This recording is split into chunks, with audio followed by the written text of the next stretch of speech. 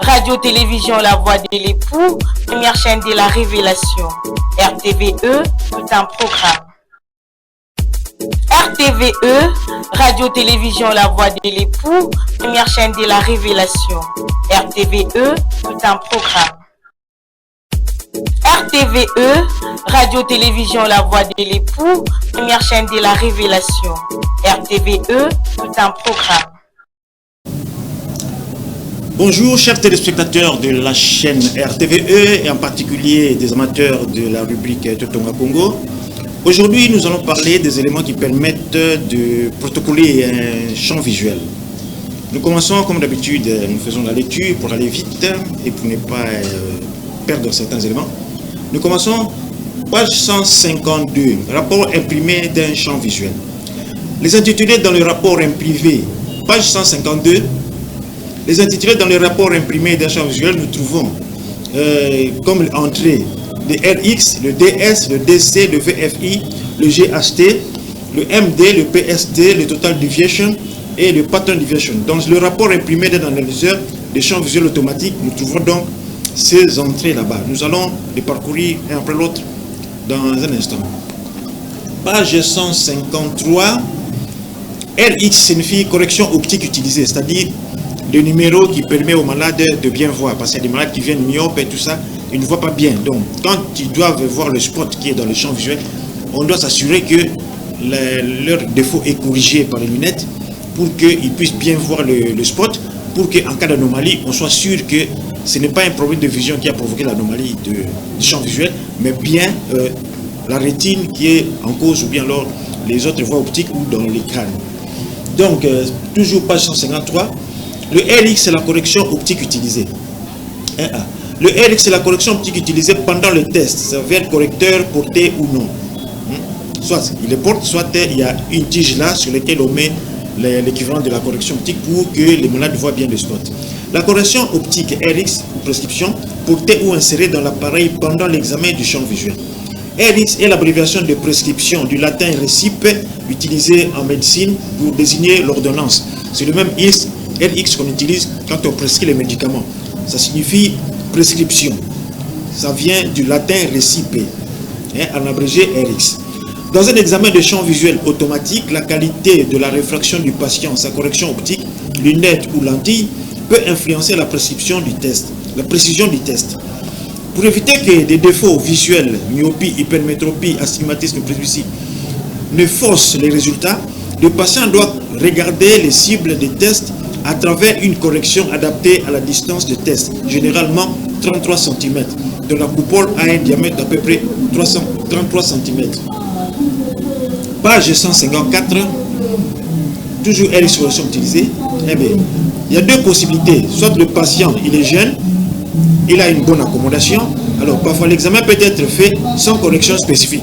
Quand il voit bien, on ne fait pas la de correction. Parce que l'œil est déjà bien, il s'adapte, son accommodation est normale. Soit que le patient est presbyte ou porteur d'une correction, une lentille de correction spécifique, souvent placée dans l'appareil, est utilisée pendant les tests, comme je l'avais dit au début. Planche numéro 155. L'importance de la correction.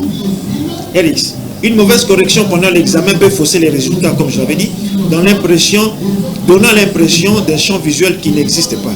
Une expression qui n'existe pas. Donc, un défaut, on trouve une anomalie alors que la rétine du malade est normale, mais c'était un défaut de correction, c'est-à-dire qu'il n'a pas porté ses lunettes qui lui permettent de bien voir. Le rapport indique donc RX correction optique utilisée pour documenter soit la correction portée par le patient, lunettes ou lentilles, soit la correction ajoutée dans le périmètre, c'est-à-dire l'appareil qui permet d'analyser le champ visuel. Page numéro 156. RX signification. Si un rapport indique par exemple RX plus 2 sphères et moins 1 cylindre à 90 degrés, cela signifie que l'examen a été réalisé en tenant compte de cette correction pour assurer la fiabilité du test, comme on a insisté sur ça il y a quelques instants. Planche numéro 157. Il y a une autre entrée qu'on appelle DS dans les rapports imprimés. Ce DS là signifie diffuse sensitivité, sensitivité diffuse ou sensitivité lumineuse globale, c'est-à-dire l'évaluation globale du champ visuel, la sensibilité globale. Donc une moyenne, quelque chose comme ça pondéré. Donc le DS diffuse sensitivité, sensibilité diffuse, mesure globale de la sensibilité du champ visuel, sensibilité lumineuse globale du champ visuel, mesure la moyenne ou généralisée de la capacité de l'œil à détecter des stimuli lumineux à différents endroits du champ visuel. Tous ces stimulus, là, leur intensité, on prend la moyenne de ça et ça donne ce qu'on appelle sensibilité diffuse, c'est-à-dire qui concerne la totalité du champ. Planche numéro 158. Diffuse sensitivity suite. La diffuse sensitivity DS est un indicateur quantitatif de la sensibilité lumineuse moyenne sur l'ensemble du champ visuel testé. Elle reflète une perte de sensitivité diffuse, c'est-à-dire globale et généralisée, par opposition à une perte localisée comme un scotome. On avait vu des scotomes, ce sont des déficits localisés dans une certaine zone du champ visuel. Alors le patient ne voit pas très clair ou bien il ne voit pas. Ça c'est le scotome. Mais quand c'est diffus, alors là c'est la sensibilité diffuse qui est perturbée. Le champ visuel, on le rappelle encore, c'est l'étendue qu'on voit en un instant. C'est-à-dire, par exemple, moi quand je regarde l'écran comme ça, la caméra, je vois jusque ma main là-bas, je vois ça de deux côtés, je vois jusqu'en haut comme ça, alors un degré jusqu'en bas. Alors tout ça c'est le champ visuel. Il y a une zone qui ne voit pas tellement que depuis la naissance qu'on ne voit pas à cette zone-là qui correspond à la projection du nerf optique. Cette zone-là, on appelle ça tache aveugle physiologique. C'est-à-dire chez tout le monde, c'est une zone qu'on ne voit pas, mais le cerveau est arrivé à supprimer cette zone-là. On ne sent pas que cette zone-là existe. Et il y a des pathologies, par exemple dans les glaucomes, la rétinite pigmentaire, et le décollement de la rétine, des trous maculaires et d'autres histoires, où il y a d'autres zones aveugles qui apparaissent dans les champs visuels. C'est-à-dire, quand tu regardes comme ça, tu vois tous les champs. Mais il peut arriver qu'à une zone là, quelque part là, on ne voit pas. Ça s'appelle scotome. Ce scotome peut être absolu, c'est-à-dire qu'on ne voit rien, même si la lumière qui provient de cette zone-là est maximale, on ne voit rien. Comme elle peut être, comment dirais-je, relative, c'est-à-dire que la sensibilité a diminué, donc c'est relatif aux lumières faibles. Ça ne voit pas quand la lumière est faible, mais quand la lumière est suffisante, on voit. C'est comme ça qu'on parle de scotome relatif parce que c'est relatif seulement à certaines intensités de la lumière. Donc, on continue, toujours la page 158. Le DS, diffuse sensitivity, est un indicateur quantitatif de la sensibilité lumineuse moyenne sur l'ensemble du champ visuel testé. Elle reflète une perte de sensibilité diffuse, c'est-à-dire globale et généralisée, par opposition à une perte localisée comme un scotome. Exprimée en décibels, dB, elle est souvent calculée à partir de toutes les réponses aux stimuli dans les champs visuels. On additionne toutes ces réponses-là et puis on trouve la moyenne. Comme ça, on parle de sensibilité diffuse. Donc, c'est une moyenne globale qui se répand sur tous les champs visuels. Planche numéro 159. Interprétation clinique de DS. Une valeur DS diminuée peut suggérer une pathologie diffuse du nerf optique ou de la rétine. Exemple, le glaucome avancé, les neuropathies optiques, c'est-à-dire le nerf optique ne fonctionne plus bien, le nerf optique est malade. Ça peut être sectionné, ça peut être inflammé, ça peut être dégénéré, c'est-à-dire les fibres commencent à mourir. Et il y a des fibres qu'on appelle des fibres myélinisées, c'est-à-dire ils ont une couche là, circulaire, à des intervalles réguliers. Cette couche-là permet la nutrition de la gaine de la fibre nerveuse et puis ça accélère la circulation, le déplacement de l'influx nerveux. Ce sont des fibres myélinisées. Il y a des maladies comme la sclérose en plaques où ces myélines-là commencent à disparaître, à s'inflammer ou bien à disparaître carrément. Les fibres-là deviennent démyélinisées. Tout ça sont des histoires qui se rapportent aux neuropathies.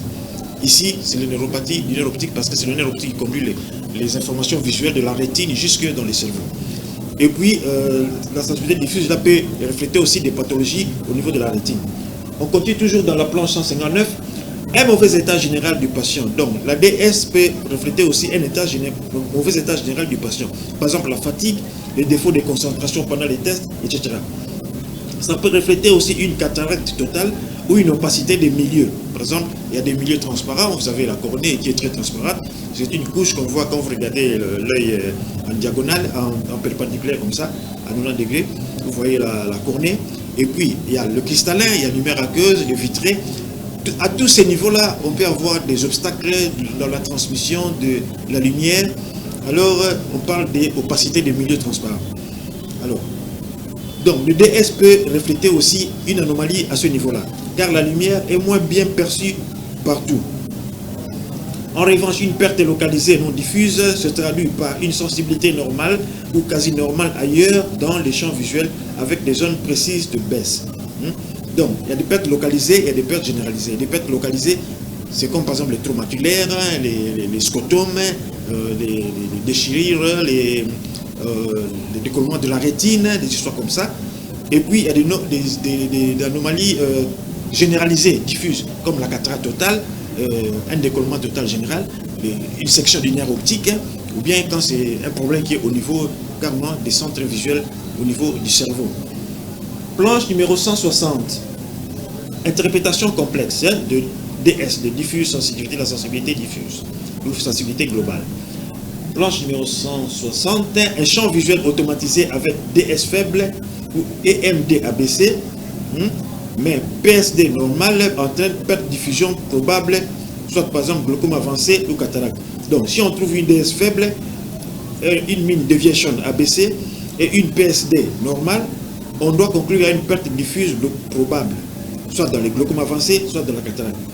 Une DS normale, c'est diffuse sensitivité normale, avec mean deviation normale, mais PSD, c'est-à-dire pattern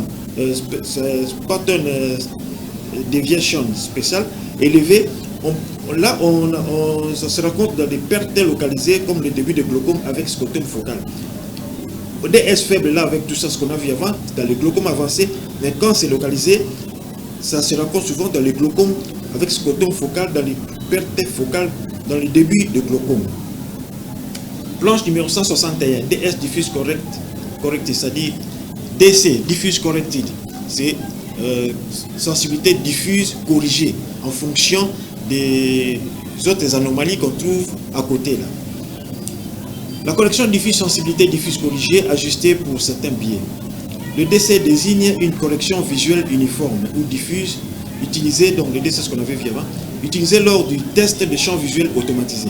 C'est la correction optique appliquée, lunette ou lentille DC, pendant l'examen généralement pour compenser. Soit compenser la myopie ou l'hypermétropie comme on l'avait dit, soit donc en général les erreurs de réfraction sphérique, soit l'astigmatisme faible à modéré. L'astigmatisme est un défaut dans un seul sens, les points sont vus comme des tracés de lignes, mais pas des anomalies plus complexes comme la presbytie ou les défauts optiques localisés. Cette correction, donc la DC corrigée, cette correction vise à donner au patient une acuité visuelle globale correcte pendant les tests, mais sans ajustement point par point, d'où le terme diffuse. Diffuse, c'est-à-dire que ça se propage partout.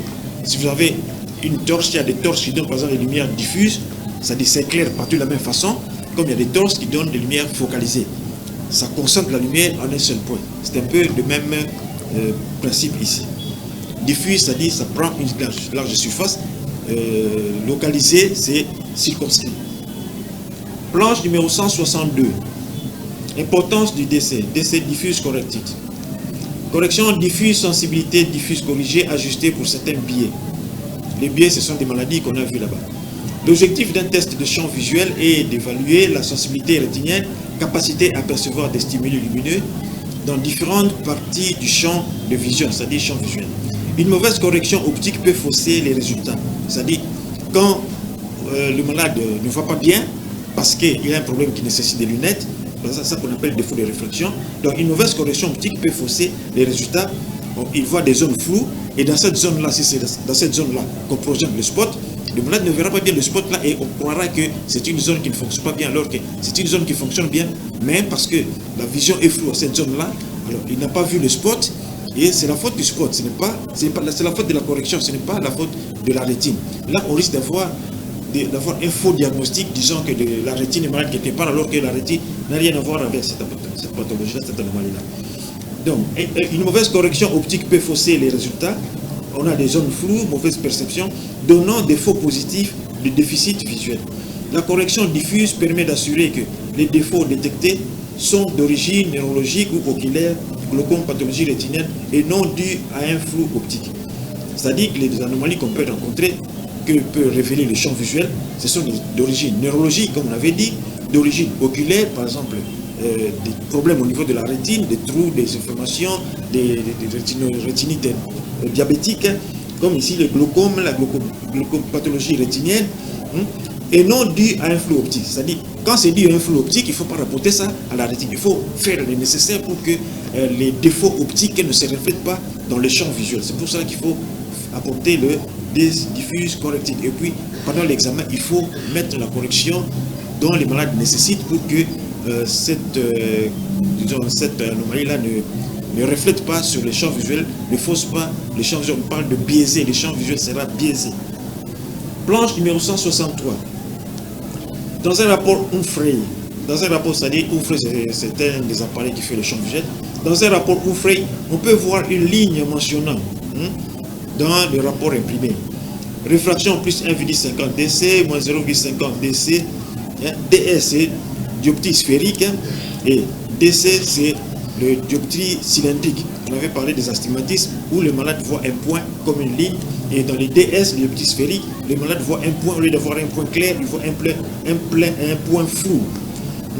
Donc la diffuse correctite. On trouve dans la diffuse correctite les annotations plus 1,50, moins 0,50. C'est-à-dire qu'il faut que le malade porte cette correction-là. Le malade a porté cette correction-là pendant l'examen. Cela signifie que l'appareil a utilisé une correction uniforme pendant les tests, basée sur la réfraction mesurée, et que le patient n'a pas regardé à travers ses lunettes habituelles, mais une lentille d'essai avec correction standardisée. On avait vu au début que dans les malades qui ont des problèmes de réfraction, il peut soit apporter ses lunettes, mais les lunettes ont toujours des zones qu'on appelle des angles morts. Les cadres déjà, ça empêche de voir certaines choses. Et puis les verres ne sont pas, comment dirais-je, il y a des anomalies de correction de sphéricité avec les verres spéciaux. Mais les verres comme ça, les verres de lunettes, ce sont des verres qui n'ont pas assez de perfection. Ils n'ont pas des défauts de sphéricité corrigés. Mais avec les verres qu'on utilise pour les champs visuels, ce sont des verres spéciaux.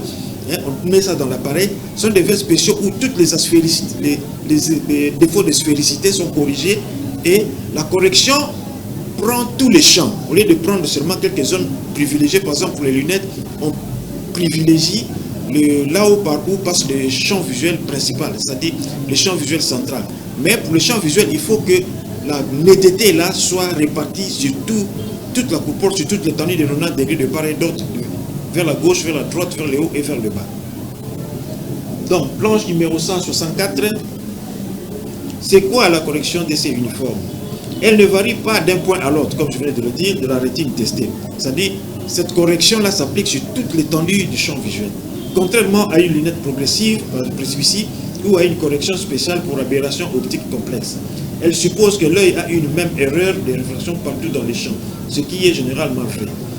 Donc, c'est une correction, des lunettes sont des lunettes de verres spéciaux qui font la correction de l'anomalie de réfraction sur toute l'étendue du champ visuel, contrairement aux verres qu'on a l'habitude de porter, parce que ce sont des verres, comment dirais-je, juste pour corriger la vision dans la vie courante. Ce n'est pas tellement pour des travaux complexes. Alors, ce sont des verres un peu grossiers par rapport aux verres qui sont déterminés aux examens, parce que là, c'est pour le diagnostic. Alors, on prend soin pour que tout soit vraiment parfait. Planche numéro 165, c'est quoi correction de suite? Si on détermine que l'œil a plus 1,50 dioptrie d'hypermétropie, valeur fournie par le technicien ou l'ophtalmologue, c'est-à-dire les lunettes, le malade porte cette correction-là. On spécifie qu'il porte cette correction, vous indiquez ça à la machine pour que le malade, la machine puisse corriger, pendant l'examen, puisse corriger la réfraction automatiquement du malade pour que le malade voit bien le spot, pour que les anomalies qu'on va rencontrer pendant ces tests-là ne soient pas attribuées au défaut de correction, mais que ça soit attribué vraiment à la maladie pour laquelle on fait l'examen du champ visuel. Alors l'appareil applique une lentille de 1,50 pour tous les champs. L'opérateur insère cette lentille, plutôt c'est l'opérateur qui insère cette correction dans un support intégré dans le périmètre. On indique que l'appareil que le malade doit porter tel numéro et le malade, à l'intérieur de l'appareil automatiquement ajuste la réfraction du malade. Il ne corrige pas localement chaque point comme dans la topographie cornéenne. Il applique une correction globale sur l'œil entier. 166. Les lunettes progressives ou bifocales peuvent fausser les résultats. Ça donne des zones floues à certains endroits et des aberrations à d'autres. Comme les verres progressifs là, par exemple. Les verres ici sont des verres progressifs. Il y a une vision de loin là-bas, une vision de près ici. Alors, entre les deux les corrections évidemment ne sont pas les mêmes parce que là c'est la correction de la vision de loin, ça c'est la correction de la vision de près, donc les deux corrections sont différentes. Alors entre les deux, ça va progressivement. Alors si on doit utiliser des verres comme ça dans l'examen du champ visuel, la correction dans cet axe sera là. Maintenant quand tu vas chercher à voir le point qui est en bas, ça sera une autre correction. Donc ce n'est pas une correction uniforme et ce n'est pas très bon pour les examens de champ visuel. C'est pour cela qu'on utilise des lentilles spéciales qui viennent avec l'appareil qui donne une correction uniforme pour tout le champ visuel. Dans les lunettes progressives ou bifocales peuvent fausser les résultats, donner des zones de flou ou aberration. De plus, le point de fixation doit rester net pendant tous les tests. Donc, les lentilles d'essai placées dans le périmètre garantissent une vision nette au centre et à la périphérie avec une correction uniforme. Planche numéro 167, d'essai uniforme. 1. Pourquoi pas les lunettes du patient? 1. Position des lunettes différente de la position idéale pour les tests distance verticale des lunettes fait environ 12 mm. C'est comme ça que j'avais dit que les verres qu'on porte là ne sont pas appropriés pour les examens de champ visuel. Quand un malade a un défaut de réfraction, il faut lui apporter une correction à partir de l'intérieur de la machine. Et pourquoi ne pas utiliser les lunettes du malade? C'est ça qu'on est en train de voir ici maintenant. Parce que la position des lunettes, planche numéro 167, la position des lunettes n'est pas la position idéale pour le test. Et puis 2, les aberrations optiques des verres de lunettes. Les lunettes de verre comme ça comporte des aberrations d'optique, comme j'avais dit la fois passée. Et puis 3, la correction ajustée pour la distance des tests. Pour les verres qui viennent avec la machine, on le place à une distance bien précise et ce verre-là est ajusté pour cette distance-là. Tandis que quand on met les lunettes habituelles là qu'on porte, la distance n'est plus la même que celle qui est prévue lors de la fabrication de la machine. Donc ça donne des flous, un peu de flou, donc les résultats que la machine va donner ne seront pas vraiment fiables. 4. Pourquoi pas les lunettes du patient? Avec les verres qu'on met dans la machine, que la machine place elle-même dans la machine, il y a un contrôle total de la correction. En clair, même les lunettes monofocales ordinaires ne sont pas idéales pour un test aussi sensible que le champ visuel automatisé. Car la moindre erreur de correction peut faire croire à un défaut de vision là où il n'y en a pas. Donc, c'est l'importance d'utiliser le verre que la machine installe elle-même automatiquement quand vous lui donnez le degré de la myopie de malade, au lieu d'utiliser des verres qui viennent avec des montures ou bien des verres de contact. Planche numéro 168. Visual Field Index sont un autre index pour essayer d'analyser le rapport du champ visuel. Visual Field Index, donc index de champ visuel. Le Visual Field Index, indice de champ visuel, c'est le pourcentage global de la fonction visuelle restante. C'est-à-dire, quand vous avez tous les champs visuels, on vous donne une estimation moyenne globale du champ visuel, pas point par point, mais l'estimation globale. C'est-à-dire, c'est comme une perte, comment dirais-je, la vision, la capacité rémanente de la vision du malade. Donc, le VFI donne le pourcentage global de la fonction visuelle restante. C'est-à-dire, ce qui est encore, comment dirais-je, existante dans l'œil du malade. Cette appréciation-là, cette fonction visuelle est pondérée en faveur de la vision centrale. En pourcentage, 100% égale champ normal, 0% égale perte totale. Donc, dans un cas pathologique, les valeurs varient entre 0%, qui signifie perte totale, c'est-à-dire le malade ne voit plus rien, ou 100% champ visuel normal, c'est-à-dire tout est conservé. Entre les deux, ce sont les valeurs anormales qui indiquent l'intensité de l'ampleur de l'anomalie de l'altération du champ visuel. On parle donc de l'indice global exprimé en pourcentage, de 0 à 100%, qui reflète l'état fonctionnel du champ visuel d'un patient pour suivre la progression du glaucome. Au fur et à mesure qu'on refait l'examen, après 6 mois, après 1 an, ou bien tous les 2 ans, on verra quelle est l'évolution, les changements qui viennent au niveau de la VFI, donc la Visual Field Index. Si la Visual Field Index augmente, ça dit qu'il y a une récupération de la vision. Si la Visual Field Index ne fait que baisser, ça dit que le malade est en voie de perdre la vision. Bon, l'utilisation, c'est moins affecté par les erreurs de mesure comme la cataracte. Donc, avec cette estimation-là de la VFI, on peut facilement plus suivre l'évolution de la perte de la vision, de la récupération de la vision, que quand on doit suivre ça par les examens successifs de la cataracte. Ce VFI permet d'estimer la vitesse de progression avec les examens successifs, comme je l'avais dit. Une baisse du VFI indique une aggravation. Donc, si le VFI baisse, c'est-à-dire que l'index global du champ visuel, si ça baisse, ça signifie que le champ visuel baisse. Donc, il y a une aggravation quelque part dans le système visuel, soit au niveau de la rétine, soit au niveau du champ visuel, au niveau de du nerf optique, soit au niveau du cerveau, au niveau des cortex visuels, bien des champs visuels de la vision. Et après le cortex visuel, les informations passent à l'intérieur du cerveau au niveau des noyaux gris centraux et d'autres zones là qui permettent d'intégrer les informations visuelles pour donner maintenant l'image finale que nous avons, l'image consciente de la vision.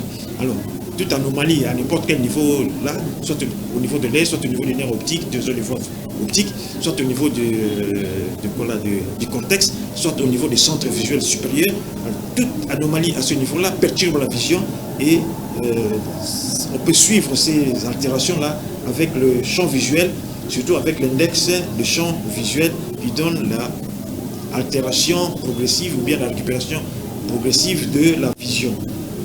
Planche numéro 169. Donc, les résultats du VFI, 100%, comme on l'avait vu, c'est le champ visuel normal, 0%. Quand le résultat du VFI est 0%, c'est-à-dire que perte totale de la fonction visuelle au niveau du champ visuel. Ce VFI est utilisé dans le suivi de la progression du glaucome, moins influencé par les troubles comme la cataracte que d'autres indices. Donc, la cataracte fait baisser la vision, mais si on doit suivre l'état de la baisse de la vision avec la cataracte, c'est moins précis que quand on suit ça avec le VFI du champ visuel. Donc, le VFI est moins influencé par les troubles comme la cataracte que d'autres indices. Par exemple, le mean deviation, ça on n'en a pas encore parlé, on en parlera dans les sujets qui viennent.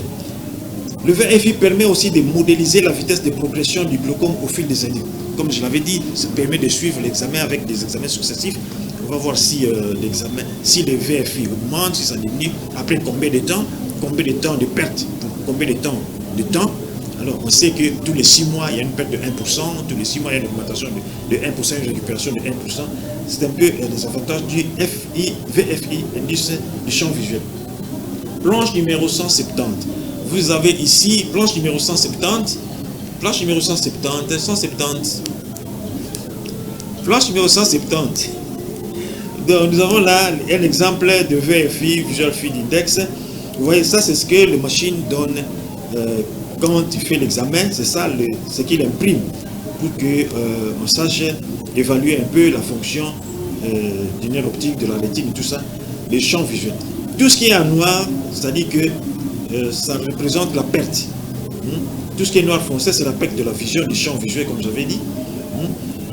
Au croisement des deux lignes là, il y a des champs visuels de l'œil droit, l'autre c'est des champs visuels de l'œil gauche. Le croisement des lignes là, au milieu du cercle, c'est le champ visuel central. Le champ visuel ici se tend sur 30 degrés. Vous voyez, chaque graduation là, c'est 10 degrés. Donc, le champ visuel ici se tend de 0 à 30 degrés. Donc, ça apprécie, ça évalue la fonction du champ visuel plus ou moins central et paracentral. Donc, en haut, tout en haut, au milieu de là-haut, là, c'est la perte presque totale de champ visuel, de la sensibilité de la rétine. Un peu au milieu là, c'est gris. Donc là, la perte n'est pas à 100%. Il y a un peu de perte, il y a un peu de rémanence de la vision.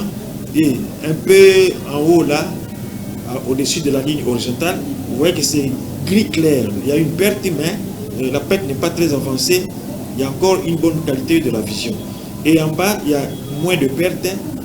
Il y a toujours une perte, mais il y a moins parce que la perte est beaucoup plus grise et beaucoup plus claire que la partie supérieure. Dans les MIFID, la partie supérieure, on appelle ça émission supérieur. La partie inférieure, on appelle ça émission inférieur. Vous voyez qu'à l'œil droit, la perte est beaucoup plus qu'à l'œil gauche. Rien qu'en regardant comme ça, pour la partie supérieure évidemment. Mais pour le reste, vous voyez que la perte c'est seulement en haut, mais la plus grande partie en bas est beaucoup plus grisée aussi que la partie de l'œil gauche. Alors, le Visual Field Index, donc la fonctionnalité rémanente, le reste de fonctionnalités visuelles de l'œil est beaucoup plus atteinte à l'œil gauche, à l'œil droit, qui est à 57% qu'à l'œil gauche. Donc, à l'œil droit, la VFI est 61%, ça dit que l'œil a encore une capacité un peu plus élevée qu'à l'œil gauche où la capacité est à 57%. Malgré que quand vous regardez comme ça la zone noire à l'œil droit, à l'œil gauche, est beaucoup plus large à l'œil gauche qu'à l'œil droit. Mais dans la fonctionnalité globale, l'œil gauche est beaucoup plus fonctionnel que l'œil droit. C'est ça l'importance de Visual Field Index. Donc ça vous donne la capacité globale de l'œil à voir. Mais dans l'ensemble, c'est l'œil droit, l'œil gauche qui voit. Parce que vous voyez, vous regardez ça tel que le malade voit ce champ visuel. C'est-à-dire que le côté droit, c'est l'œil droit, le côté gauche, c'est l'œil gauche. L'œil gauche, là, il a une capacité rémanente un peu plus élevée qu'à l'œil droit. Malgré que en haut, elle a une perte beaucoup plus marquée, une zone de perte beaucoup plus étendue qu'à l'œil gauche. C'est ça donc l'importance de la Visual Field Index, c'est-à-dire l'appréciation, l'évaluation de la capacité visuelle restante globale pour toute la rétine, pas seulement pour un point spécifié. Planche numéro 171, glaucome hemifield test. On avait parlé de hemifield, c'est hémichamp, on avait parlé de champ visuel supérieur, champ visuel. Dans le glaucome, souvent, il y a asymétrie. Comme chez le malade, là, il y a symétrie supérieure et inférieure. En haut, il y a beaucoup plus de pertes. En bas, il y a moins de pertes. Ça se rencontre souvent dans les glaucomes. Et c'est comme ça qu'il y a un autre test qui teste encore plus spécifiquement les cas de glaucome. On parle de test là, on appelle ça GHT, glaucome hemifield test, ou test hémichamp pour les glaucomes. Ce test automatisé compare la symétrie entre les hémichamps supérieurs et inférieurs pour détecter des anomalies typiques du glaucome. Il y a normal, outside, normal limite, borderline. Ça, ce sont des valeurs qu'on peut avoir dans le rapport de champ visuel automatique dans les régions sensibles au glaucome. Utilisation. C'est utilisé dans le dépistage du glaucome, dans l'aide à détecter les pertes asymétriques. La symétrie peut être en haut et en bas, comme ça peut être à droite et à gauche. Les pertes asymétriques caractéristiques du glaucome, asymétrie hémifield supérieure et inférieure, comme j'avais dit. Dans les glaucomes, la partie supérieure est beaucoup plus sensible à la destruction. Ça donne une signature fréquente du glaucome. Donc, quand cette anomalie existe, c'est-à-dire que la partie supérieure est beaucoup plus atteinte que la partie inférieure, souvent, c'est le glaucome qui est impliqué. C'est une façon de faire déjà, d'avoir déjà une idée sur la maladie qui provoque l'anomalie. Planche numéro 172. On continue avec GHT. Les types de résultats avec des GHT classés par catégorie. Donc, les résultats, ça dépend de l'état du malade. La machine peut signaler que dans l'ensemble, le GHT est within normal limit, c'est-à-dire que normal, c'est-à-dire en déant les limites normales. Comme ça peut être outside normal limits, c'est-à-dire anormal, totalement anormal, ça peut être en dehors des valeurs normales, c'est-à-dire tout à fait anormal. Comme ça peut être borderline, c'est-à-dire à la limite, comment dirais-je, à la limite entre le normal et la normale. Comme ça peut être General Reduction of Sensitivity, c'est-à-dire une sensibilité globale, générale de la sensibilité de la rétine pour le champ visuel. Comme ça peut être Abnormally High Sensitivity. La remarque inutile. Abnormally High Sensitivity, la sensibilité est anormalement élevée. Il y a des cas, par exemple, des irritations. Il y a des gens qui subissent des intoxications qui irritent les nerfs, le système nerveux. Alors, à ce moment-là, les réponses deviennent beaucoup plus... Les systèmes nerveux deviennent beaucoup plus sensibles. Souvent, ça entraîne d'abord d'ailleurs des convulsions. Alors, maintenant, les spots lumineux qui devaient être vus faiblement, ça commence à devenir intense. On les voit beaucoup plus intensement. Alors là, ce sont des cas normaux qui viennent souvent dans les intoxications irritatives, des choses comme ça. Alors, on détecte ça avec le champ visuel, avec le GHT qui va donner la réponse Abnormally High Sensitivity, c'est-à-dire sensitivité anormalement élevée. Vous voulez que ça soit normal, c'est beaucoup plus élevé qu'un homme normal. Il est beaucoup plus sensible aux stimulus faibles que certaines personnes ne voient pas et que certaines personnes voient à peine ou que d'autres personnes voient normalement. Mais chez eux, à cause de l'irritation, la sensitivité devient anormale, ils deviennent hypersensibles. Planche numéro 173, ça c'est l'exemple de GHD, test hémiphiles pour les champs. Vous voyez que les taches noires là, vous avez le planche numéro 1, vous voyez que la légende est en bas là-bas. Vous voyez, quand c'est tout noir, ça dit que la sensibilité est inférieure à 0,5, ça dit qu'il n'y a presque plus de sensibilité au niveau de la rétine. Et quand c'est moyennement gris, la sensibilité est inférieure à 1%. Quand c'est un peu plus clair, gris un peu plus clair, là c'est la sensibilité inférieure à 2%. Quand c'est les 4 points là, tout ça, un peu plus clair encore, la sensibilité est inférieure à 5%. Vous voyez que dans ce cas-là, c'est la prépondérance des spots, hein, c'est la prépondérance des pertes qui est inférieure à 0,5% à la partie supérieure. À gauche et à droite, c'est la pattern déviation. Là, on va expliquer ça plus tard. Ça dit c'est la déviation corrigée. La déviation corrigée par rapport aux autres anomalies. C'est-à-dire, on prend la plus faible anomalie, on soustrait de l'anomalie, la déviation totale. La déviation totale qui est, comment dirais-je, qui se rapporte à une limite standard. À une limite standard, on calcule la déviation par rapport de la valeur du malade par rapport à la valeur normale, cet intervalle-là, l'espace-là, le discolonement, comment dirais-je, la perte là. Mais maintenant, il y a des pertes qui sont moins grandes, il y a des pertes qui sont beaucoup plus prononcées. Alors, on prend maintenant le minimum de la perte qui existe dans les champs visuels, on soustrait à toutes les valeurs qui sont dans les champs, et là on attrape ce qu'on appelle pattern deviation. Vous voyez qu'il y a dans les pattern deviation, la sensibilité est beaucoup plus, comment dire, le champ visuel devient beaucoup plus marqué, les déficits. Vous voyez que les taches noires là qui signalent comment dire, perte totale, dans la partie de droite, pattern deviation, il y en a qui sont devenues grises. Donc l'échéance, la graduation, l'échelle de gris est devenue beaucoup plus sensible et beaucoup plus, comment dirais-je, beaucoup plus représentatif que dans le pattern de gauche où presque tout est noir. Mais dans l'ensemble, nous voyons que la perte est beaucoup plus située à la partie supérieure qu'à la partie inférieure, ce qui est caractéristique du glaucome. C'est comme ça que ce test est beaucoup plus utilisé pour le diagnostic du glaucome. Planche suivante, mean deviation, on avait parlé de ça un peu avant. C'est la moyenne de toutes les déviations en décibels par rapport à la normale. Moyenne des différences entre la sensibilité mesurée et la sensibilité normale attendue à chaque point.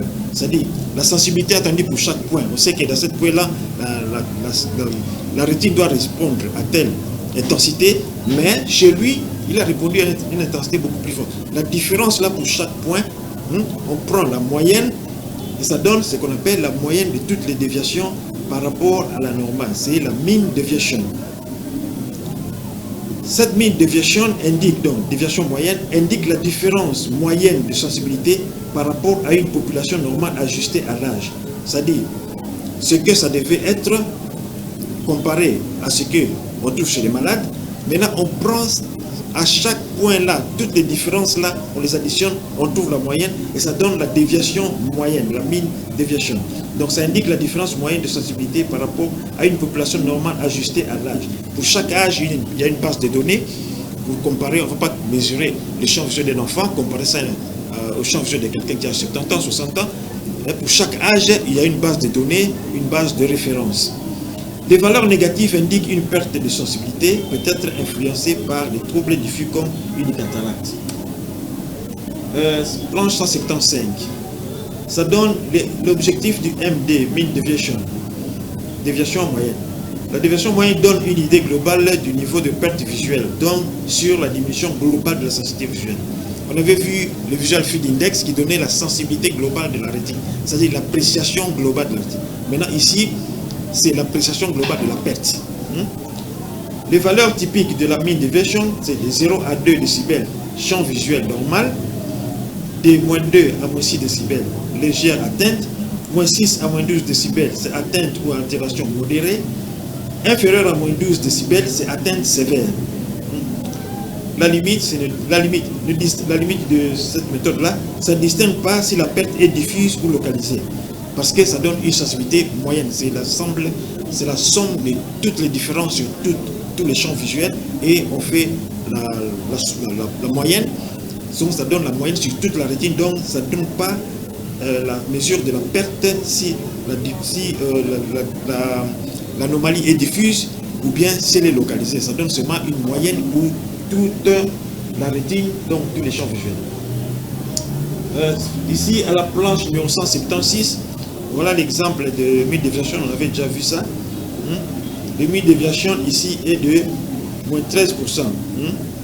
C'est-à-dire il y a moins de pertes à l'œil droit et la mode de déviation est 14% à l'œil gauche.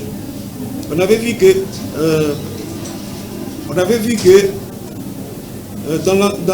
si on voit comme ça le détail, on a l'impression que l'œil gauche est beaucoup plus atteint par rapport à l'étendue de la zone noire qui est en haut là. Mais si on prend la mine de déviation, c'est la perte globale au niveau de la rétine, la perte globale est moins élevée à l'œil gauche qu'à l'œil droit. Alors que quand vous regardez comme ça, vous avez l'impression que c'est à l'œil gauche qu'il y a beaucoup plus d'atteinte parce que la zone plus noire est beaucoup plus marquée à l'œil droit qu'à l'œil gauche. Après, nous allons passer au Pattern Standard Deviation, ce qui est en français écart type du motif ou bien modèle patron. Ça prend un peu beaucoup de temps, nous allons en parler la prochaine fois. Aujourd'hui, nous nous arrêtons là. Nous allons parler des critères d'évaluation de champ visuel tels que ça se voit dans les rapports du champ visuel. La prochaine fois, on va parler de la suite.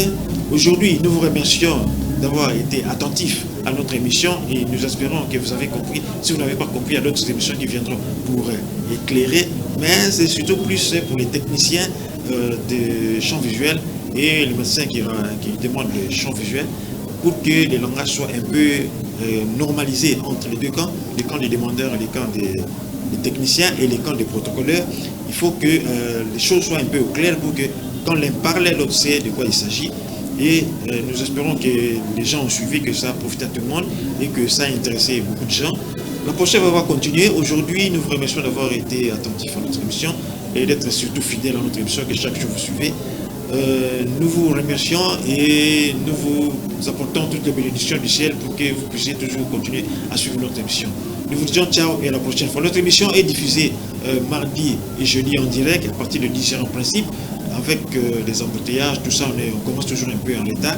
Mais l'heure, normalement, c'est 10h. Donc, à partir de 10h, vous êtes devant votre écran, vous attendez quand nous allons commencer. Nous excusons pour le retard, mais c'est comme ça. Et la rediffusion, c'est mercredi et dimanche. Et alors, aujourd'hui, nous allons terminer. Nous vous invitons à suivre notre émission. La prochaine fois, nous vous disons ciao. RTVE, Radio-Télévision La Voix de l'époux.